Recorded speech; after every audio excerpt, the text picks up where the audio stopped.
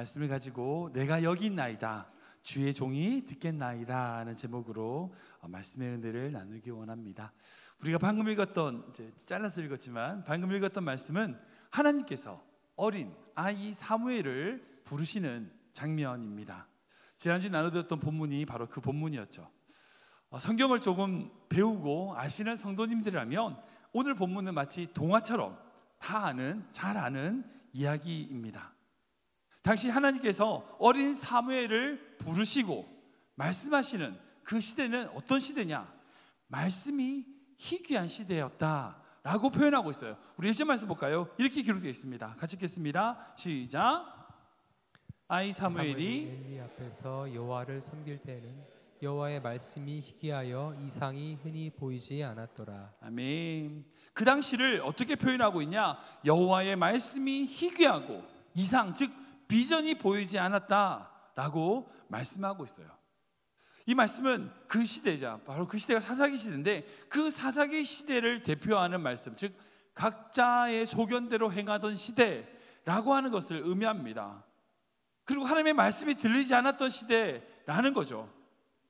근데 여기서 희귀하다라고 하는 표현의 히브리어는 야카르란 단어인데 이 말씀은요, 본문에서 굳이 이 단어를 선택했는지 우리가 생각하면 정말 아주 중요한 의미심장한 표현인 것을 알 수 있습니다. 이 아카르란 단어는요, 사무엘 하 11장에는 값비싼이라고 되어 있고 열왕기 하에는요, 귀중한이라는 뜻으로 번역되어 있습니다. 즉 실로 값어치 나가는 귀중한 어떤 그런 것이다는 뜻을 포함하고 있어요. 근데 이 표현을 언제 쓰냐면 장사꾼들이 장사할 때 사용되는 상업용 언어입니다. 즉 이 야카르라는 단어를 통해서 보석과도 같은 어떤 하나님의 말씀의 귀중함을 뜻한다라고 우리 1차적으로 해석할 수 있어요. 근데 이것을 넘어서 제가 살펴본 주석을 보니까 이 야카르라는 단어가 어떤 뜻이냐? 당시 제사장이라든지 사사들, 즉 하나님의 말씀을 맡았고 그 하나님의 말씀을 대언하는, 그렇게 전하는 종교 지도자들이 하나님의 말씀을 어떻게 했다고요? 상품화하고 장사에 이용했다라는 의미로 해석하고 있는 것을 보게 됩니다. 즉 하나님의 말씀에 상업적 가치가 있음을 표현하는 거예요. 여러분들 아시겠지만 시장 원리라는 게 그런 거잖아요. 시장 원리가 뭐예요? 소비자들이, 물건을 사는 사람들이 어떤 것을 원하느냐에 따라서 상품을 만들어 가지고 파는 거죠. 그러니까 사람들이 좋아하고 인기 상품을 내어놓으면 잘 팔리고 안 팔리고. 근데 뭐예요? 특별히 귀중한 것, 특별한 것을 만들면 더 비싸게 팔리는 것, 그런 거지. 그리고 반대로 흔해지면 값이 싸지는 거죠.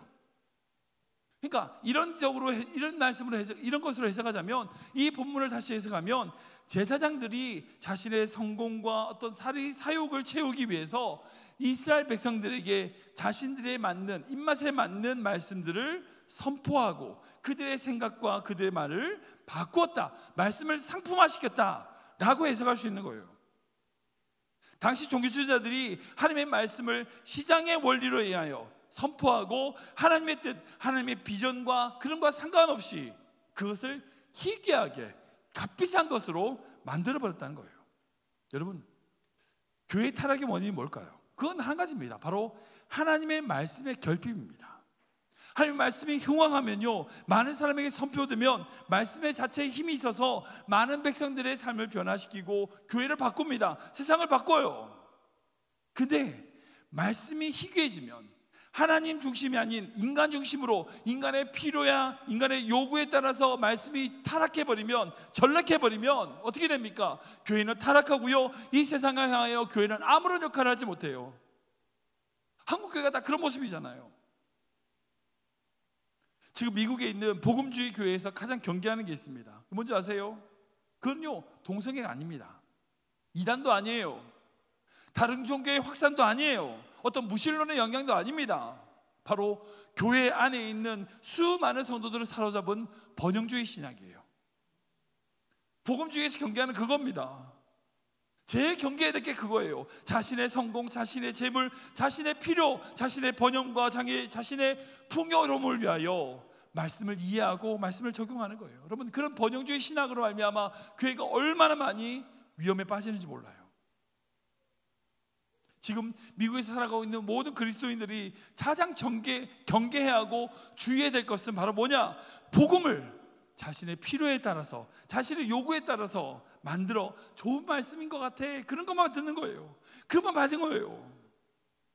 여러분, 구약시대는요 성경이 없었잖아요. 그러니까 성경이 없다 보니까 많은 사람들이 성경을 읽을 수 없었어요. 근데 지금 어떻습니까? 누구든지 성경을 읽을 수 있습니다. 읽으려면 읽을 수 있어요. 이게 얼마나 감사하고 얼마나 큰 축복인지 몰라요. 사랑하는 성도 여러분, 절대 말씀을 희귀한 것을 만들지 마십시오. 세상의 가치로 말씀을 변형시키지 마세요. 말씀이 교회와 성도들의 삶에 흥황하고 우리 삶에 적용하고 연구하고 이해될 때에 그 말씀은 힘이 있어서 우리 인생을 변화시키는 거예요. 그런 의미에서 오늘 본문인 사무엘 3장은요 계속해서 뭐가 들어있느냐, 말씀과 말씀이 없는 것에 대한 대조적인 어떤 그런 단어와 구문들이 계속해서 반복해서 등장합니다. 이상이 흔히 보이지 않던 시대와 하나님의 등불이 밝혀진 시대 상태, 눈이 어두워서 보지 못하는 엘리 제사장과 그에 반해서 하나님의 말씀을 듣는 사무엘, 자신의 처소라고 표현되는 어떤 매너리즘에 누워있는 엘리 제사장과 성전에 자면서 하나님의 음성을 들었던 사무엘, 이런 식으로 그 말씀에 대한 대조구조가 계속 등장하는 것을 보게 돼요. 즉 사무엘이 하나님의 부르심을 받았던 그 시대, 그 시대는 분명 영적인 암흑기였지만 그 하나님께서는 하나님의 말씀을 전할 자를 찾으시고 그 찾은 사무엘에게 하나님의 말씀을 전하시는 것을 보게 됩니다. 그때 당시가 사무엘이 몇 살? 12살밖에 되지 않았던 아이였어요. 근데 하나님의 말씀에 귀를 기울이고 들으려는 사람이 얼마나 없으면 하나님께서 그런 어린아이에게 말씀하실까요? 결국 이 사무엘을 통하여 3장 마지막 절에 가면 결국 하나님의 말씀이 그 사무엘을 통하여 나타나고 증거되는 것을 보게 됩니다. 이스라엘을 변화시키는 것을 보게 돼요. 사랑하는 여러분, 이게 정말 중요한 겁니다. 말씀을 들으면, 말씀만 들리면 변화됩니다. 이게 중요한 거예요. 우리 자녀들에게 무엇을 가르치고, 여러분 말씀이 들려야 돼요. 말씀이 들릴 때에 그 인생이 바뀌는 겁니다. 그 말씀으로 말미암아 그들의 삶이 변화되는 거예요. 근데 오늘 말씀을 보면 그 하나님의 부르심 앞에 사무엘이 대답했던 대답이 두 가지가 있죠. 내가 여기 있나이다, 그리고 또한 주의 종이 듣겠습니다. 이 두 가지 말씀을 하는 것을 보게 돼요. 오늘 이 두 가지 대답을 통해서 우리가 하나님의 부르심, 그 하나님의 말씀 앞에 어떤 반응을 해야 될지를 한번 생각해 보기 원합니다. 첫 번째로 사무엘의 첫 번째 반응이 뭐였어요? 내가 여기 있나이다. 내가 여기 있나이다. 우리 3절 4절 말씀인데 같이 읽겠습니다. 시작. 하나님의 등불은 아직 꺼지지 아니하였으며 사무엘은 하나님의 궤에 있는 여호와의 전 아래 누웠더니 여호와께서 사무엘을 부르시는지라 그가 대답하되 내가 여기 있나이다 하고. 아멘. 하나님께서는 성전에 누워있는 사무엘을 부르셨습니다.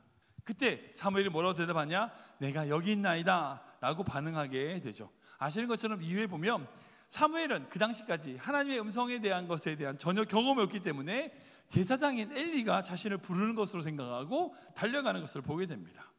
중요한 건 어쨌든 하나님께서 부르셨을 때에 사무엘이 뭐라고 대답하냐?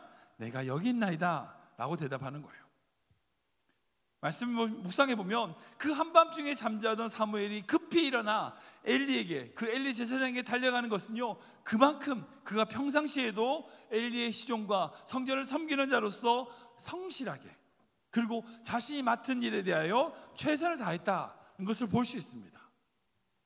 앞에 말씀드린 것처럼 당시 이스라엘은요 하나님의 말씀이 사라진 암흑기였어요. 그 암흑기에 희망과 같은 표현이 있어요. 바로 하나님의 등불이 아직 꺼지지 않았다 라고 하는 표현이에요. 이 말씀은요 여전히 하나님께서는 그 이스라엘 백성들을 향하여 세우신 하나님의 은혜와 하나님의 말씀을 거두지 않았다는 것을 의미합니다. 근데 그 사무엘이 그렇게 밤에 성막에 누워서 그 밤새 메노라라고 하는 그 하나님의 성전, 그 등불을 지키는 일을 맡은 것을 보게 돼요. 그렇게 성전에 머물면서 자신의 삶에 최선을 다하고 살 때에 하나님께서 그 사무엘을 부르신 거죠. 성전에서 밤새 자신의 일을 최선을 다하고 살아가고 있는 사무엘이 엘리 제사장이 부를 때에 내가 자신을 부르는 줄 알고 내가 여기 있나이다 라고 대답하며 달려가는 모습을 속에서 그가 가졌던 성실함과 그리고 그가 가진 순종이 무엇인지를 보여준다고 할 수 있어요. 솔직히 성도님들 신앙생활하다 보면 그런 게 있잖아요. 가끔 순종할 일이 아닌데 내지는 순종하고 싶지 않는데 때로는 순종해야 될 때가 있습니다. 그죠? 순종할 일이 아니거나 아니면 순종하고 싶진 않지만 그래도 해야 될 때가 있죠. 그때 우리의 순종을 가로막는 게 뭔지 아세요? 우리가 하나님의 말씀에 순종을 하려고 할 때에 그 순종을 가로막는 게 뭔지 아십니까? 바로 우리 머리예요. 우리 계산입니다. 그 일을 왜 해야 돼? 내 생각 이해가 안 되는데. 여러분, 그런 생각과 우리의 계산이 우리의 순종을 가로막아요. 무엇 때문인지, 왜 그래야 하는지 알 수 없어도요 믿고 따르는 것, 여러분 그게 진짜 순종인 겁니다. 말씀이 주어졌을 때에 이해가 되면 하고 이해가 안 되면 안 하는 거, 여러분 그 순종 아니에요. 주님 내가 여기 있나이다라고 하는 그 사무엘의 말 속에는요 이유는 몰라도 하나님이 부르시는 반응 앞에 사무엘이 결단하고 있는 것을 보게 돼요. 그 결단 뒤에 그 결단을 말미암아 사무엘을 하나님께서 쓰시는 거죠. 여러분 성경의 모든 위대한 인물들을 보면 다 공통점이 있어요. 그게 뭐냐? 하나님의 말씀에 순종하는 거예요. 온전히 따르는 겁니다. 내가 여기 있나이다 라고 주님의 말씀 앞에 반응하며 순종하는 성도들을 통하여 주님의 뜻이 이루어지는 거예요. 그런 교회가 주의 영광을 드러내는 교회가 될 수 있는 겁니다. 그러게 그리스도인으로서의 진짜 힘은 뭐냐? 경쟁력이 아니에요. 바로 순종력입니다. 얼마나 순종할 수 있냐는 거예요. 그 순종의 힘으로 말미암아 그리스도인으로서의 삶을 살아가게 되는 거예요. 두 번째로 사무엘의 두 번째 반응이 뭐냐? 바로 주의 종이 듣겠나이다 는 말씀이에요. 우리 10절 11절 말씀인데 같이 읽겠습니다. 시작. 여호와께서 임하여 서서 전과 같이 사무엘아 사무엘아 부르시는지라.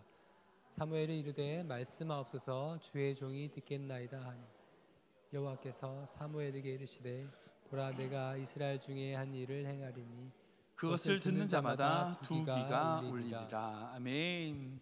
이 말씀에서 사무엘이 엘리 제사장의 충고에 따라서 하나님의 부르심 앞에 내가 여기 있나이다 라고 반응하고 나아가서 한 단계 더 나아가 어떻게 해요? 말씀하옵소서 주의 종이 듣겠나이다 라고 바뀌는 것을 보게 됩니다.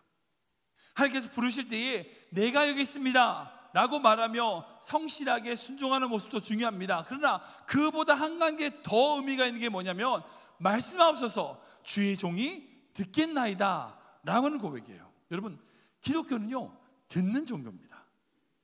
하나님이 말씀하시면 듣고 반응하는 것, 여러분 그게 기독교의 제일 기본이에요. 그래서 성경을 보면 믿음은 어디서 난다고요?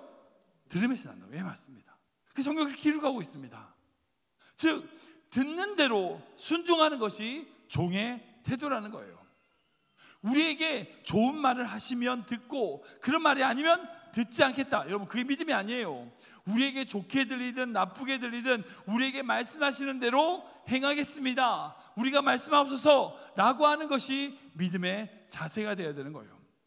그리고 이어서 하나님께서 자신의 말씀을 듣는 사무엘에게 어떤 일을 예언할 것을 보게 됩니다. 그리고 그것을 통해서 두 귀가 울리리라. 이 표현을 표준 세번역에 이렇게 적혀 있어요.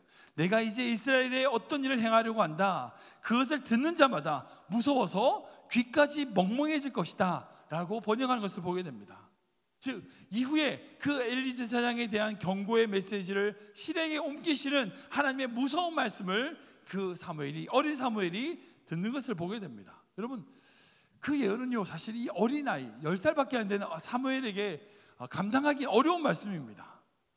그럼에도 불구하고 하나님께서 그 말씀을 사무엘에게 통해서 엘리 제사장에게 전달하게 하셨고 결국 그 하나님의 말씀을 들었던 사무엘이 21절에 가면 이스라엘의 모든 백성을 향한 하나님의 말씀의 전달자로 사용되는 것을 보게 되네요. 여러분 지금 시대를 이제 정보화 시대라고 그러잖아요. 지식사회라고 합니다. 그러니까 아는 것이 중요한 시대입니다. 정보가 힘인 시대죠. 근데 우리가 가지고 있는 모든 정보와 지식이 다 우리가 연구해서 아는 건가요? 아니죠. 우리가 들은 거예요. 근데 그렇게 우리가 들었던 수많은 이야기들 중에 우리가 어떤 것을 취사 선택할 수 있느냐, 여러분 그게 그 사람의 실력이에요. 그 사람 실력이에요. 요즘 이제 선거철이 되다 보니까 가짜 뉴스라는 것이 막 많이 나오죠. 그런 용어가 등장합니다. 수많은 정보들이 넘쳐나요. 근데 그런 정보들 속에서 어떤 것을 바른 것인지 아닌 것인지 구별할 수 있는 능력이 있어야 된다는 거예요. 그러지 못하면 어떻게 돼요? 이상한 데로 흘러가요. 어떤 것이 우리에게 들리는 것이 다 중요한 게 아니에요. 우리에게 들리는 이야기 중에서 어떤 것이 내가 삶을 살아야 될 건가 아닌 거를 잘 판단할 수 있어야 돼요. 그게 실력이라는 겁니다. 이 세상의 실력이에요. 신앙생활도 마찬가지입니다. 우리가 믿음을 살아간다고 하는 것은요, 우리에게 들려지는 하나님의 말씀에 대하여 그 말씀이 무엇인지를 이해하고 들을 수 있는 길을 가지는 게 너무나 중요한 거예요.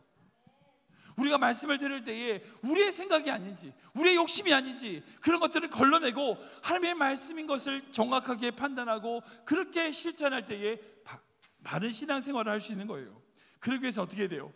주의 종이 듣겠습니다라고 하는 믿음의 자세가 너무 중요한 거예요. 너무 중요한 거예요. 들으려고 하지 않으면요, 하나님 말씀이 절대 안 들려요. 절대 안 들려요. 사무엘이 그렇게 3번이나 하나님의 말씀을 부르심을 들었지만 처음에 어떻게 했어요? 엘리 제사장이 부른 줄 알았죠. 엘리 제사장이 뛰어갑니다. 왜요? 하나님의 말씀을 들었던 경험이 없으니까.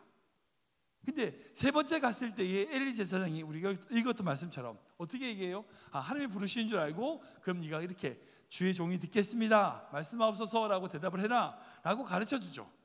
이거 어떻게 알았을까요? 어떻게 알았을까요? 그렇게 하면 부르시면 말씀하옵소서 주의 종이 듣겠나이다 라고 그렇게 말하라고 엘리 제사장이 가르쳐줬잖아요. 근데 엘리가 어떻게 알고 가르쳐줬을까요? 분명 그도 하나님의 말씀을 들었을 때가 있었기 때문이에요. 네. 그러니까 제사장을 하죠. 이전에 분명 엘리도 하나님의 음성을 들었던 경험이 있었을 거예요. 근데 더 이상 어떻게 해요? 하나님의 말씀이 들리지 않아요.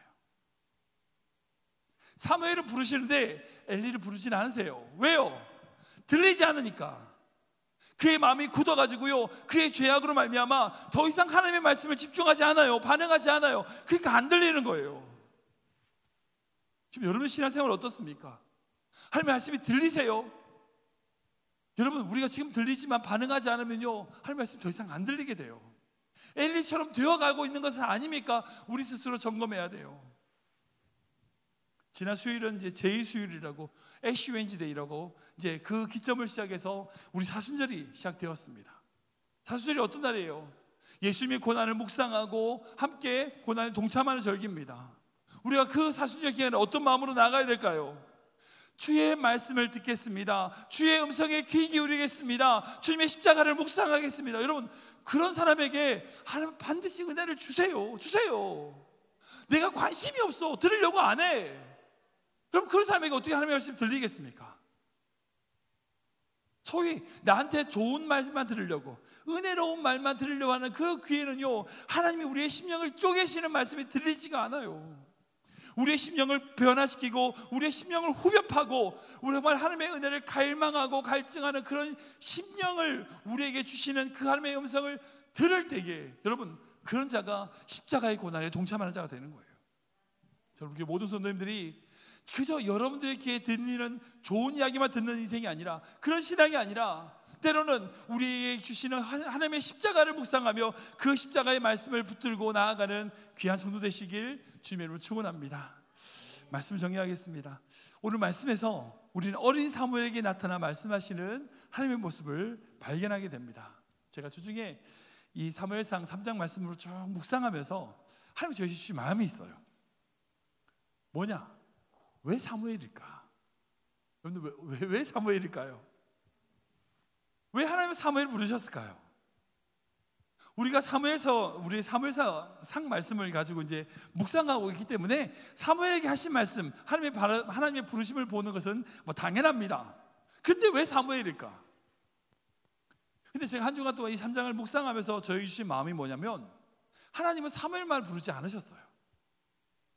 당시에 성전에서 일하던 모든 자들을 하나님이 부르셨어요. 근데 그 부르심에 반응한 자가 사무엘밖에 없는 거예요. 사무엘밖에 없는 거예요. 그래서 사무엘이 그 말씀을 들은 거죠. 여러분들 예를 들면 그런 겁니다. 이사야서 말씀 보면 하나님이 이사야를 부르시는 그런 장면이 등장하잖아요. 우리 이사야 6장 8절인데 한번 읽어볼까요? 같이 읽겠습니다. 시작.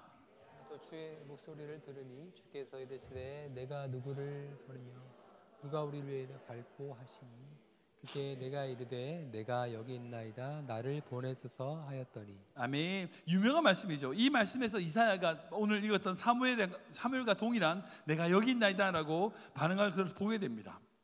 이제 주님 내가 여기 있습니다. 나를 보내소서. 근데 이사야가 이렇게 반응하는 말씀에 있어서 하나님의 말씀, 누가 우리를 위하여 가며 누가 우리를 위하여 보냈고 라고 하는 그 말씀은 이사야가 하신 걸까요? 아니에요. 하나님 혼자 말입니다. 하나님께서 그 이스라엘 백성들, 죄악에 빠진 이스라엘 백성들을 바라보시면서 안타까워하시면서 하신 혼잣말이었어요. 근데 이사야가 그 하나님의 임재 안으로 들어갔을 때에 그 하나님의 혼잣말을 들은 거죠. 그리고 그 말씀 앞에 내가 가겠습니다라고 헌신하는 거예요. 오늘 본문도 마찬가지입니다. 하나님은요 그 성전에서 날마다 차가오는 자들에게 그 이스라엘 백성들을 향한 하나님의 말씀을 전하고 싶었어요. 3일뿐 아니에요. 여러 사람들이 찾아왔을 때 그때마다 그들을 부르셨을 거예요. 근데 들리지 않아요. 듣지를 않아요.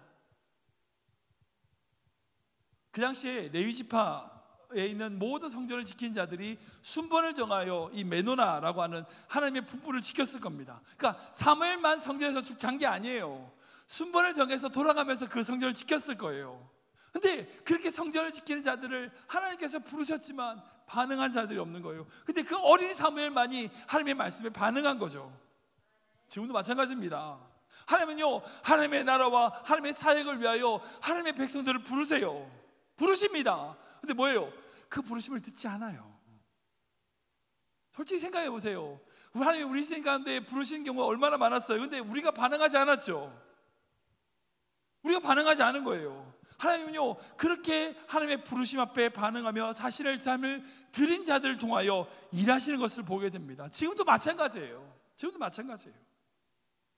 부족하고 작은 자일지라도 그 하나님의 부르심 앞에 순종하며 나아갈 때에, 여러분 그런 인생을 살 때에 우리가 다 이해할 수 없고 다 알 수 없지만 우리를 향한 하나님의 계획이 완전하심을, 우리를 인도하시는 하나님의 뜻이 무한하심을 우리가 믿고 나아가는 것, 여러분 그게 바로 우리가 가져야 될 신앙의 자세예요. 우리 모든 성도님들이 이 어린 사무엘과 같이 지금도 부르시고 계시는 그 하나님의 부르심 앞에 믿음으로 순종하며 주님을 향하여 나아가는 귀한 성도 되시길 축원합니다. 주님 내가 여기 있습니다. 내가 여기 있습니다. 주의 종이 듣겠나이다. 이렇게 믿음의 고백으로 주님과 함께 주님의 귀한 사역을 이뤄나가시는 귀한 성도 되시길 주님의 이름으로 축원합니다.